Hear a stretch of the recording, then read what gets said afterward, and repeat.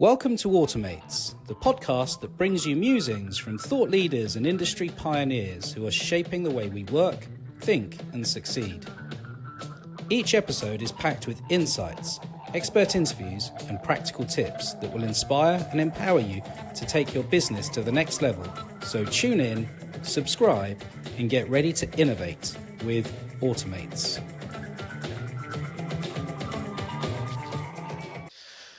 So, Stuart Barr, welcome to Automates, our new little podcast. So you're one of our first guests, so welcome. Hello. Thank you very much. Good to be here. One of the first or the first? Well, it's one of the first recordings. I don't know what order you'll actually come out in, but it's fine. So the publish order could be different. See what the quality's like. We'll just Fair enough. See what we want to do. So you and I, we've known each other for far too long, but why don't you sort of tell the audience a little bit about yourself, where you come from, what you do, what gets you up in the morning, and then we'll crack into some juicy stuff. That's quite a broad question. Where do I come from? I mean, I'm obviously from Great Britain, England specifically. And we know each other from HiQ, clearly. And I think that's where, anyone that's listening to this podcast would most likely know me from HiQ. I was the Chief Product and Strategy Officer there for nearly 12 years, I think, from 2009.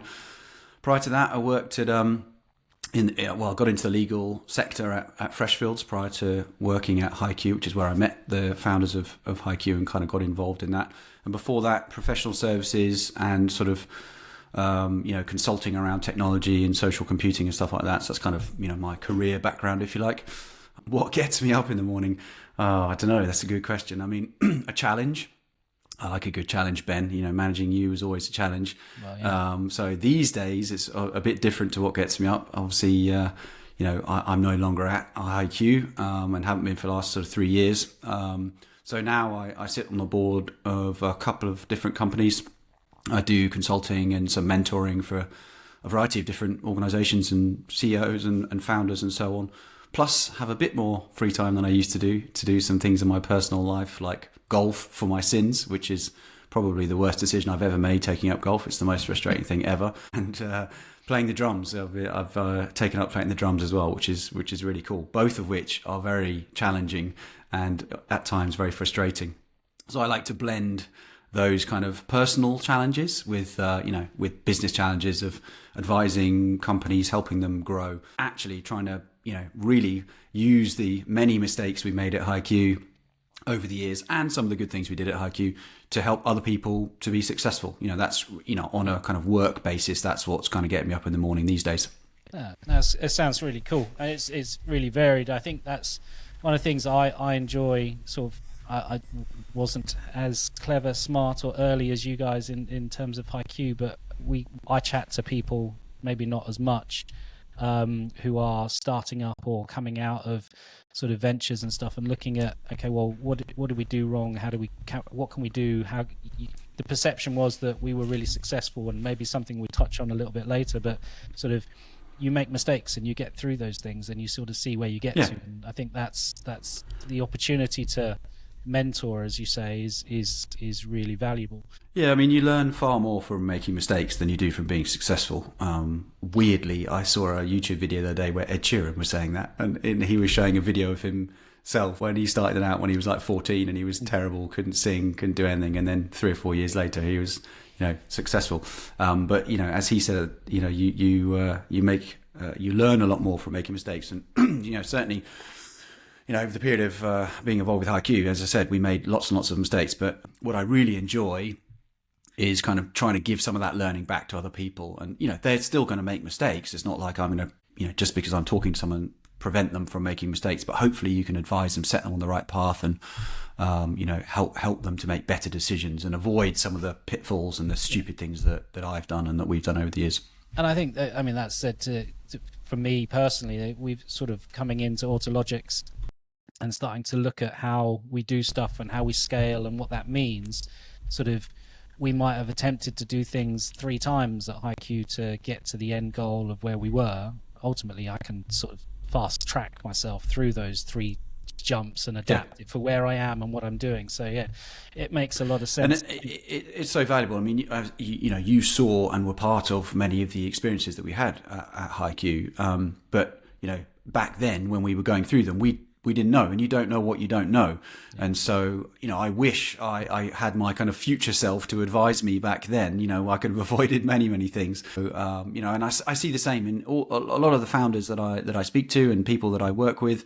They haven't done it before. I think everyone I work with is a first time kind of founder or trying to go through the same process that we went through at HiQ. I really enjoy trying to kind of get involved in that and help them on that journey to be hopefully really successful themselves. Yeah, and I think what's really interesting, sort of when I look back at when I started in legal 22 years ago working for CMS, and sort of typically you had, I don't know, 25 vendors that you sort of used to deal with, and it's sort of they were the big guys, and they're still around today and everything else. There are hundreds of vendors now. There are hundreds of startups doing really cool, interesting, innovative things. Ex-lawyers who had pain points that wanted to address a particular thing because there wasn't a piece of technology out there. So I think what's really interesting is that the ability to sort of drive forward with an idea, get some traction and take it forward, and sort of it goes against what I was sort of seeing sort of 6-7 years ago, which was like the platformization, which isn't even a word, of legal tech. Everyone was trying to go, right, we've got one platform that does everything, we're going to try and solve the world. Whereas now you look at everyone's just trying to create a little niche and try and solve one little problem, and then they try and solve bigger problems, but they're really coming at it from sort of lawyer workflows and trying to sort of solve for those things. And that's really. But I think platforms versus point solutions was always a big thing that we talked about, in the HiQ days. But it's probably, as you just said, more of an issue now because there's so many more point solutions, there's so many more companies. The problem that you have is point solutions are great at solving a problem, but they don't necessarily all work together very well, and you get a broken kind of experience when you start working across them. So I really think what everyone in the industry needs to do is just make sure that they are part of the ecosystem. Make sure they have open APIs, they work with each other, they have integrations, they're interoperable, and that they can be used together as part of a broader set of tools. I think that is really crucial. And then you can connect things together yourself if you need to.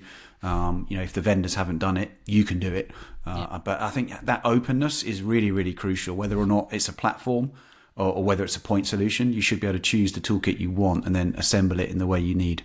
Yeah, definitely. And I think that whole ecosystem was one of the things that we always sort of strived towards at HiQ, but you sort of see more and more impact around being able to do that elegantly and really quickly. And I think sort of technology like sort of integrations and everything else nowadays, you've got applications like Zapier and all the others that sort of make it really, really simple and frictionless, because big B2B organizations, they don't want to have to spend a ton of money and a ton of time trying to get it set up and working. But whereas actually you start to think about, okay, what's the impact of joining somebody's point solution to the rest of the workflow or the rest of the outcome? And I think that's a big part of sort of the challenge. I think one of the things that I think is really interesting with the rise of the volume of point solutions, and having been on the buy side, but not really sort of at this current moment, I can imagine it must be really difficult buying technology at the moment, because whereas you're trying, there's the conflict between sort of rationalization and reduction and procurement saying we don't need 100 vendors, and actually sort of the needs of the business within the practice saying, actually we need this because it's going to save us 50% of our time, and actually nobody else does this, but we need 10 of them. And that's really tricky. Do you talk and also terms about the buying challenges and the things that might come? Yeah, well, I see it in the companies that I work with, and it's definitely a more challenging environment, I would say, for the vendors now. But that's because it's a more challenging environment for the clients, right? Because there's so much more choice, but also there are huge, I was going to use the word distractions. I'm not sure if that's the right word, but if you take Gen AI, for example, it's massively sent everyone off down a particular path, and everyone is like, Gen AI, we must do that, and they feel like it's almost existential. Of course, everything else then, gets put to the side as, not as important. And I think the potential mistake there for the law firms is that they lose sight of more basic things, low-hanging fruit, Yeah. which still need to be solved. Gen AI is great and it can do things and it's going to do more stuff in the future, and it can help firms be more efficient, etc., etc. But so can loads of other tools. Whether it's basic automation or workflows or collaboration or still just sharing files efficiently or communicating, collaborate. There are still some really, really basic things that actually a lot of people individually, as people that work in organizations, but organizations and teams don't do very well. Solving those sort of simplistic problems. And there's still so much manual stuff that happens in organizations, people repeating the same processes or reinventing processes, not reporting back in real time to clients about progress, whatever it is.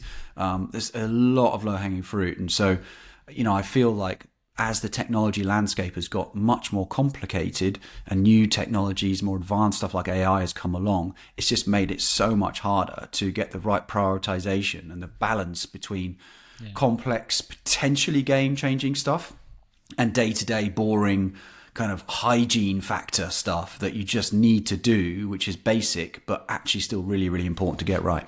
Yeah, and I think it's been really interesting sort of seeing the dynamic of sort of this is an oversimplification, but you see law firms over the last 5 or 6 years. You've got your core IT doing sort of email, iManage, all of those kind of sort of key functions that you'd expect, keeping the lights on almost. And then you've got the rise of KM/innovation teams doing the practice acceleration and the sort of the operational side of things that sort of maybe a little bit more adventurous and risky. But I think what's really interesting now, probably over the last sort of 15 months, is that the budgets around innovation have been so consumed by Gen AI. It's not just the budgets, it's the time, it's the resource, it's the focus, as you say. And I think that's really challenging because BAU in a Gen AI is going to be the answer to everything. We know that. We look at the use cases that come out and we look at how people are using it and starting to think about using it. It's not going to solve everything, but ultimately you start to look at, okay, well, how can it be used? How can it be scaled? What does that look like?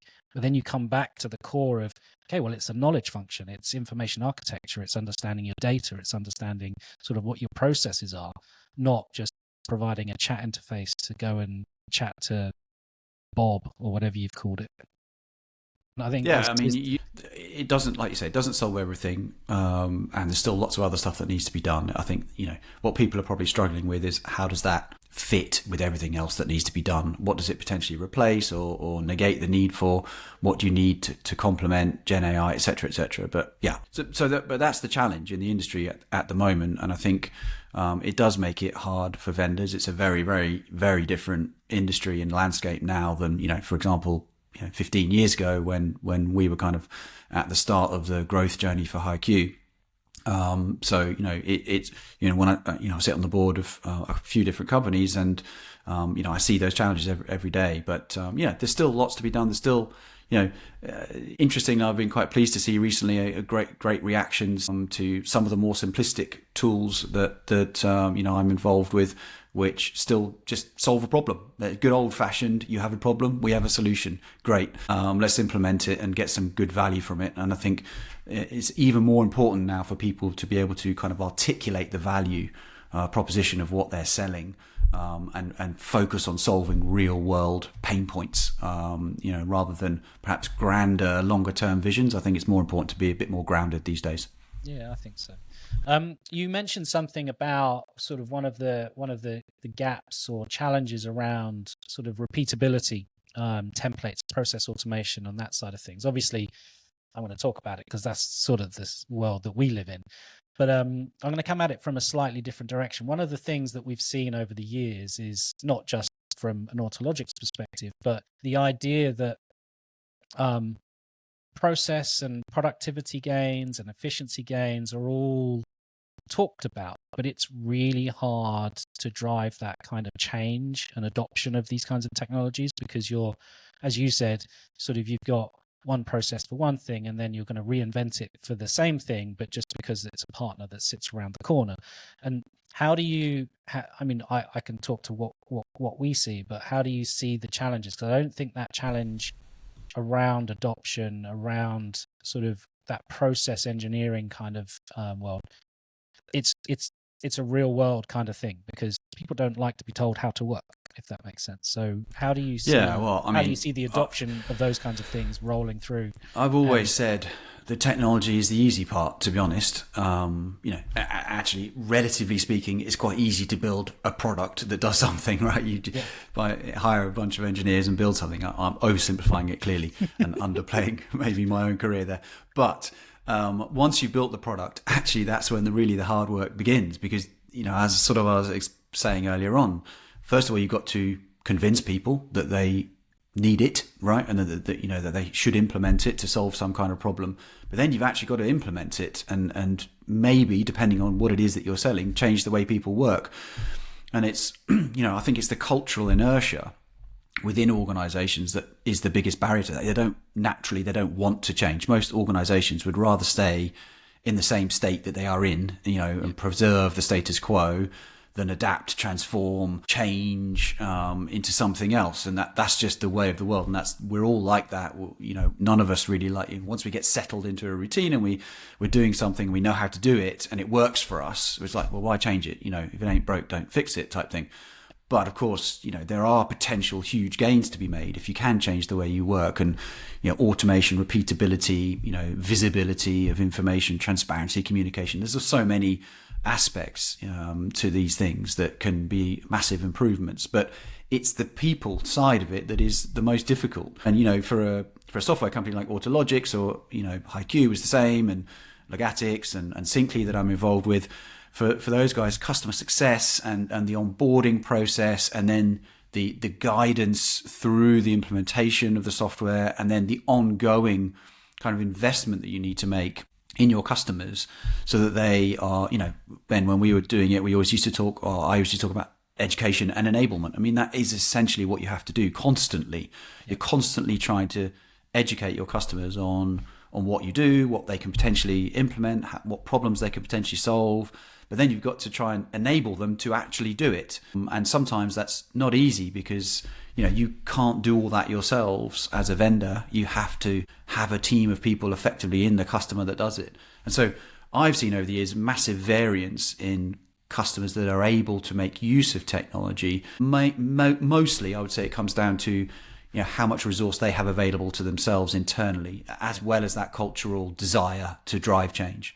And if they have a great team, it doesn't have to be a fancy innovation team, or it doesn't have to be a sophisticated team necessarily, but it does need to be someone who takes ownership and is the advocate for it, who then can help implement it, will put the time, and the effort internally to communicate it, and then run a program of change. So a lot of it comes back to good old fashioned change management at the end of the day.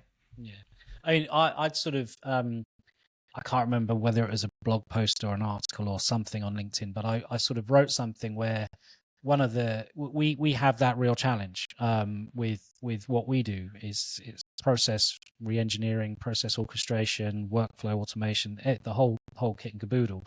So you're bringing humans into parts of a process, but you're letting the technology, which is really sort of it's doing the rest of it. And sort of, you've got to build up that trust to understand it. But I started talking about software with a service, in the sense that customer success, as we used to describe it, our HiQ, which I think has changed now, but ultimately we did focus in on the enablement. We became trusted sort of partners as such.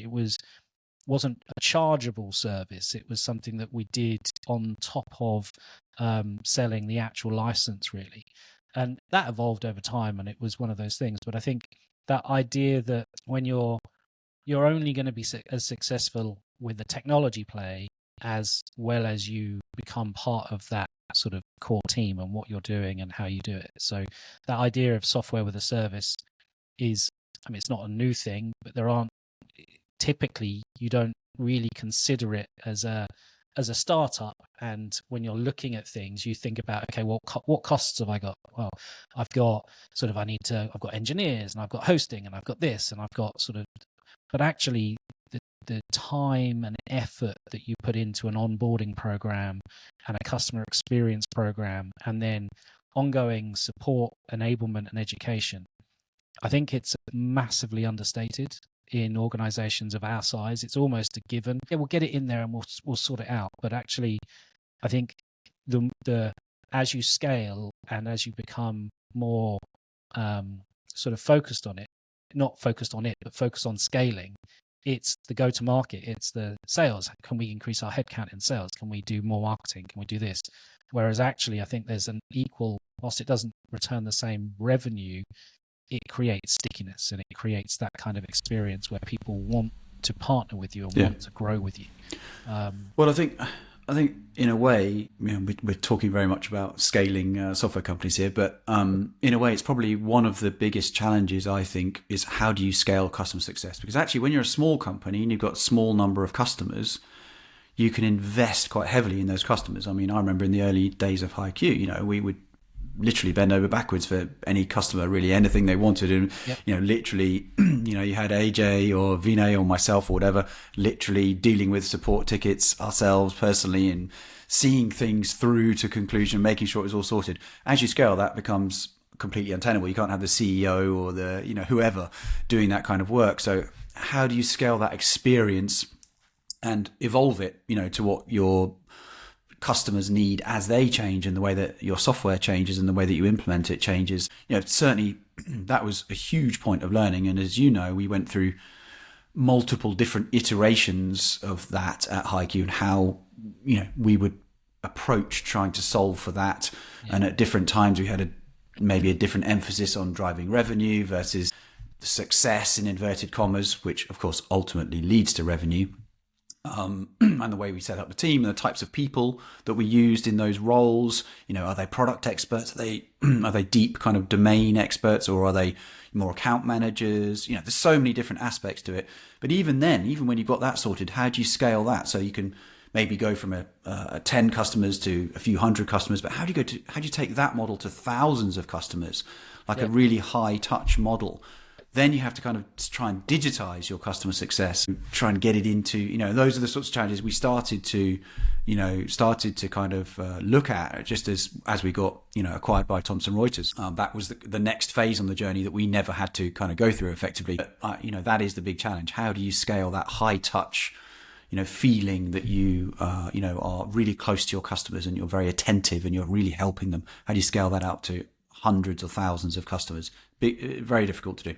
Yeah, 100%. And I think one of the things that we're looking at internally here, not that it's important, but it's just sort of interesting. We're trying to see how we accelerate those decision points of when we start to introduce digital versus high touch, or the blend, or what the mix looks like, and how do we adapt, and what does that look like, so that we're sort of front running some of those kinds of decisions.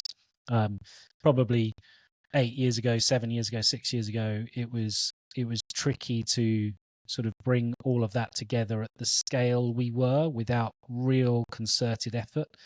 And if I can get ahead of it now, that's what we're trying to do, if that makes sense. So it won't be right and it won't be perfect, but it will be that sort of start on that journey, rather than forcing ourselves to do it because we need to do it because we can't do what we want to do, which is that high touch kind of experience. Cool. I mean, I think one of the things that sort of we sort of sit in the whole sort of process world, and I think we had this at HiQ, but it's sort of our platform, Autologics, is a generic set of capabilities. It's not like a point solution as we've been talking about. It can do a number of different things for a number of different types of companies in a number of different verticals. How do you see sort of when we talk about process orchestration, so the end-to-end process sort of mapping, coordination, and delivery of a work type. So contract remediation is a hot topic for us. We've got 3 or 4 customers that are building out service lines on our technology that are looking at how do they do this for the 20 projects that they get from the 20 largest organizations that they work with, and how do they break that challenge of everything's slightly different and everyone wants to work differently, but ultimately there is a driver with the rise of alternative service providers and everything else. That's their route to market: standardization, playbooks. How do you see the journey with all the distractions of Gen AI and everything else? How do you see the journey that law firms perhaps need to go on to encourage that? Is there a new thing that needs to happen? Is there a business line that they need to approach?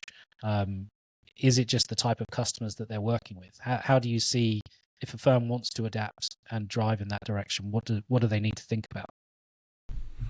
Well, I mean, for a start, I think there's always going to be, a mixture of work that firms have to deal with. You're going to get your kind of bet the business type bespoke kind of stuff, which is never going to be, automated. And then, at the other end of the spectrum, you get your, kind of very repeatable processes, which are just, doing the same thing over and over again, usually at scale. Clearly, what you're talking about is more on the, the second end of that spectrum. I mean, it's really difficult because, as I said earlier, there's that cultural inertia that's involved, the people side of it. But I think, on the technology, first of all, you've got to have the right toolkit in place, because, I don't think there is a single piece of software that will enable you to solve all of your legal process problems, right? So you're going to have a combination of software tools.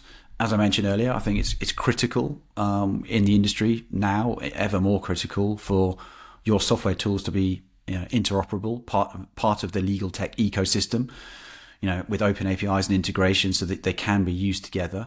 And then for platforms like AutoLogix and Syncly, hands up, a company I've invested in, better disclose that one straight away, to kind of act as the glue that connect these platforms and point solutions for you, to help drive those processes through, even though you're using multiple different solutions. Actually, AutoLogix and other products can help automate those processes and connect them together and act as that glue. So whilst you won't necessarily have a platform provided by a single vendor, stuff like AutoLogix can help solve that problem and act as the kind of the intermediary between different systems. But it does depend on those systems being open, and AutoLogix being able then to integrate with them and automate things within them. For us at HiQ, whilst we were building a platform, we also were very aware of the fact that we needed to build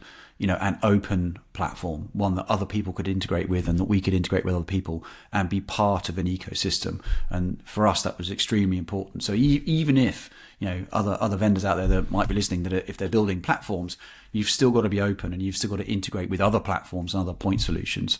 And then, players like AutoLogix can come in and fill the gaps and be that glue that connects stuff together. Yeah, and that makes sense. And I think all of that leads into sort of one of the things that I was thinking about as I was preparing my brain for this chat, which was, I cast my mind back. So you did, when we were this was 7-8 years ago, you did a webinar, and I can't remember who it was. I think it was with Ron Friedman and a couple of others, where you talked about law as a team sport.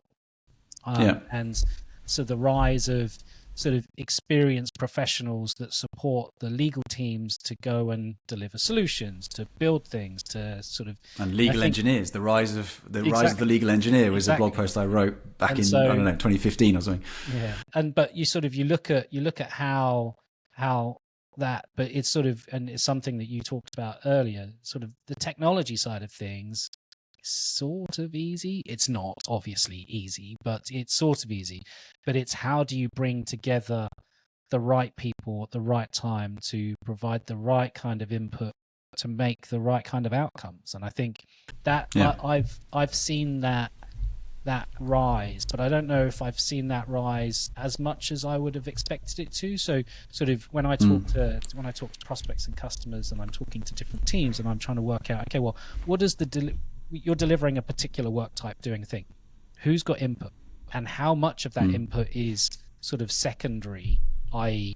you're asking for a service of IT or you're asking marketing to do something, whereas how much are you bringing a team together to do that? And I think that's really interesting. I think the firms that get that bit right and understand that people with different backgrounds, different experiences, and different sort of education levels and degrees and not, that is really the key. That's a driver. It comes back to the human side of things. So bringing the right team together makes the fact that technology is easy or a commodity, but actually you're solving with the right people on the queue as such. Yeah, agreed. I mean, you've got to have people with a mixture of skills. Clearly, lawyers are typically focused on being amazing lawyers. And sometimes when they stop focusing on that and they want to go and do other things, they can actually be, really valuable in other roles and apply their skills and to solving other problems. But when they're practicing, that's what they need to be focused on. And I'm sure that's what they are focused on. I think for me, you've got to have technologists or people that really deeply understand technology, almost like, what I've seen an increase in, product managers almost. I mean, that's what law firms actually call some of these people inside their firms now. They're not product managers in the way that I think of product managers, because they're not really building products and managing the features that are developed in those. In some cases they are, if they're doing their own internal development. But actually what they're really doing is literally managing a product that they have bought, and is provided by another vendor. And I think that's a crucial role, because you need to have someone who kind of has ownership and responsibility and kind of drives it into the organization. So I think that's one role that's crucial. I think then people that, and this could be where someone who perhaps is an ex-practicing lawyer comes in, you've got to have people who are focused on process improvement as well. So you've got to understand the product, but then you've got to understand the process that you're trying to improve. And that requires usually quite deep knowledge and maybe personal experience and pain of having gone through that, that process previously when practicing perhaps. So that's a good combination, someone who, probably was practicing and now kind of looks at it and thinks, God, we could do so much better, because they're looking at it now externally rather than being in the process. I don't think you can't really solve a problem if you're deeply in it, because you're too engaged in getting your work done. But once you come out and you can look at it externally, you can start identifying with the problems, the weaknesses, the easy areas for improvement. And when you combine those people with technology experts, product process kind of experts, even kind of project management expertise, I think that's a powerful combination. And I think really that is the definition of what I talked about all those years ago when I started talking about legal engineers. They are people with a combination of legal kind of process knowledge and sort of technology product expertise. And when you put them together, whether that's one person or it's two people working closely together, it's extremely powerful. And I think the need for that is probably more so now than it was 10 or so years ago.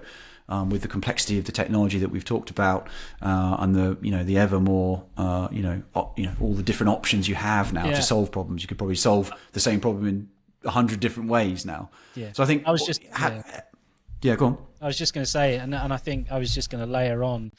I think one of the things that I've seen, and I was going to ask your thoughts on it, is sort of that blended kind of product ownership, product manager / sort of process, but been at the coalface, understanding the legal processes. I think there's an additional complexity now with the whole GenAI stuff and everything else, which is a lot of that is deeply technical. It's like, okay, we need to do RAG, we need to do vector embedding, we need to do this, we need to do that, and sort of, I think there's a new level of technical requirement that doesn't necessarily sit inside of core IT, but can do, but doesn't sit inside of the innovation KM teams because it's more technical.